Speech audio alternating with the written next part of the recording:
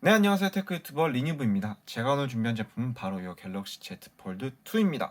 리뷰 시작 전에 간단하게 스펙을 살펴보자면, 먼저 화면은 겉에 이 커버 디스플레이는 6.23인치의 2326 곱하기 840의 올레드 디스플레이, 그리고 안쪽에 이 메인 디스플레이는 7.6인치의 2208 곱하기 1768의 120주사율을 지원하는 올레드 디스플레이, 칩셋은 퀄컴 스냅드래곤의 855 플러스 칩셋, 12GB 램, 무게는 282g, 배터리는 4500mAh가 들어가 있습니다.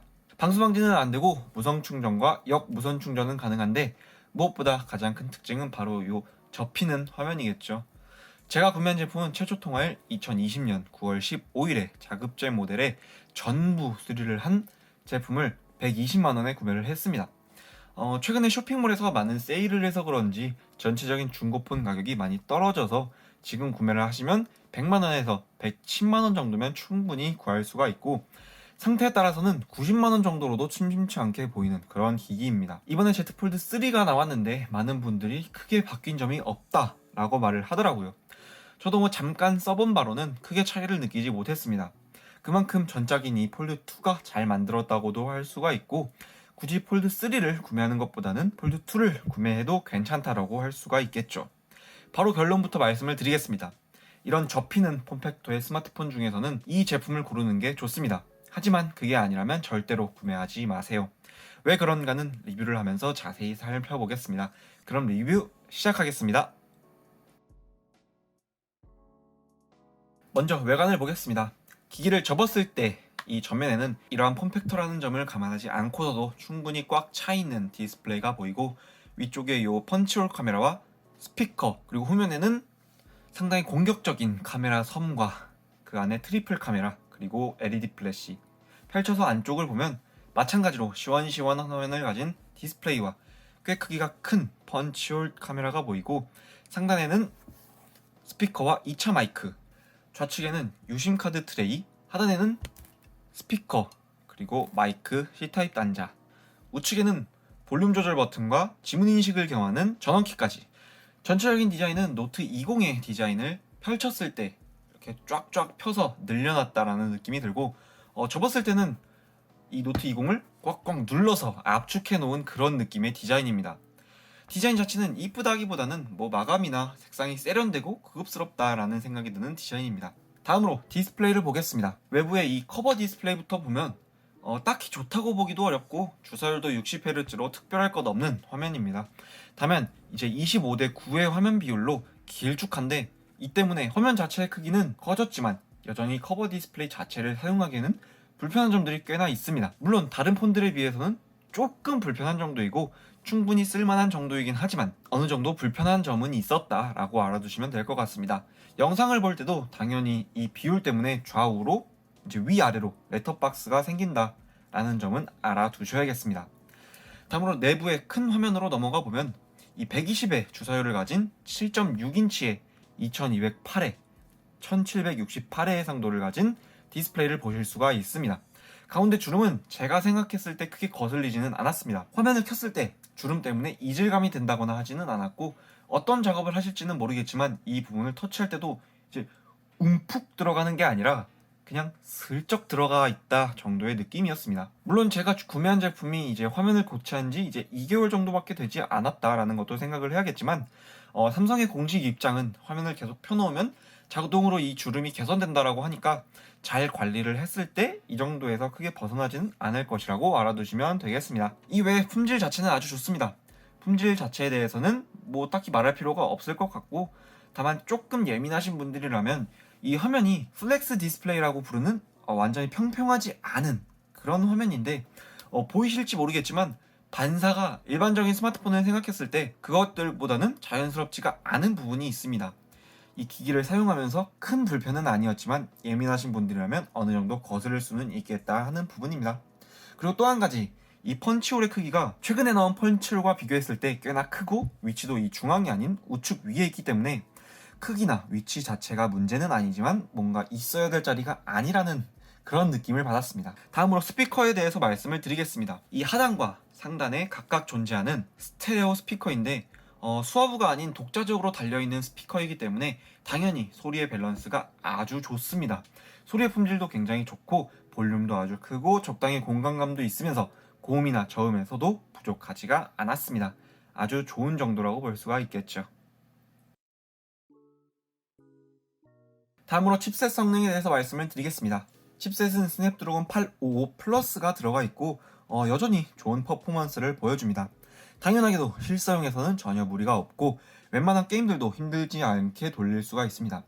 칩셋 자체가 그렇게 오래된 칩셋도 아니고 삼성의 소프트웨어도 지금 굉장히 좋은 축에 속하는 그런 소프트웨어이기 때문에 화면도 120Hz의 주사율이 들어가 있고 어떤 작업을 해도 아주 부드럽게 아주 빠르게 작업을 할 수가 있다라고 알아두시면 좋을 것 같습니다.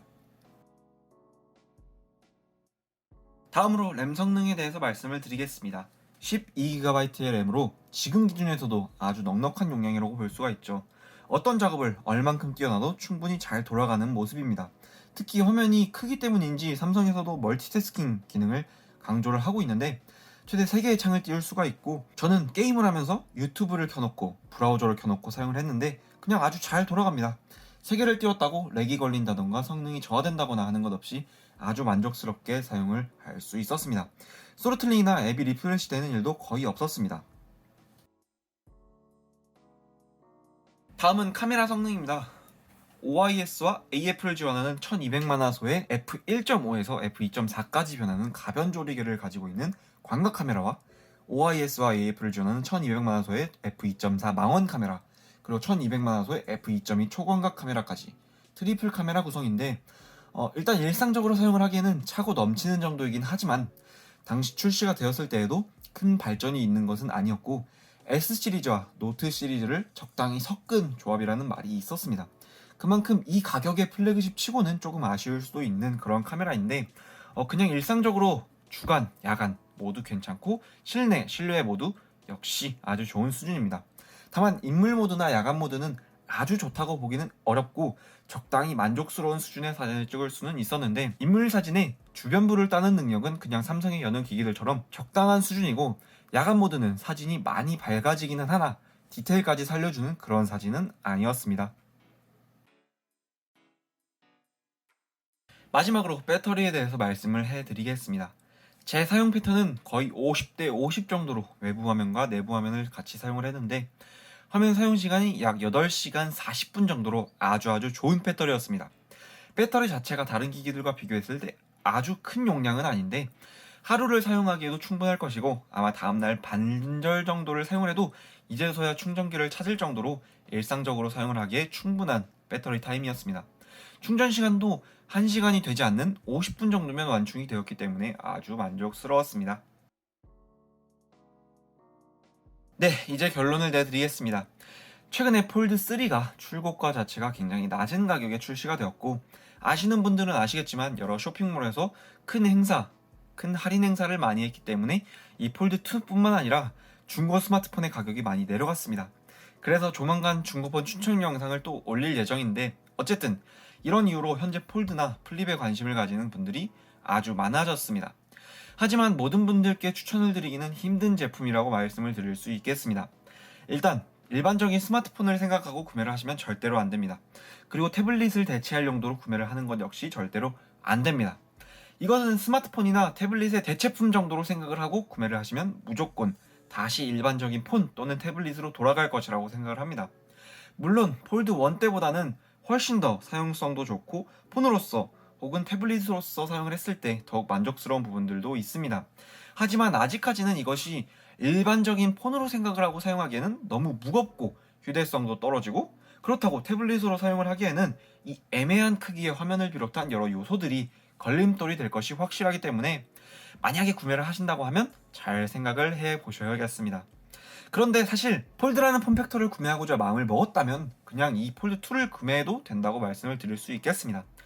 방금까지 구매할 거면 잘 생각해봐라 라고 해놓고 이게 무슨 말이냐 싶겠지만은 폴드1은 가격을 감안하지 않더라도 그냥 사용하기에 굉장히 불편합니다.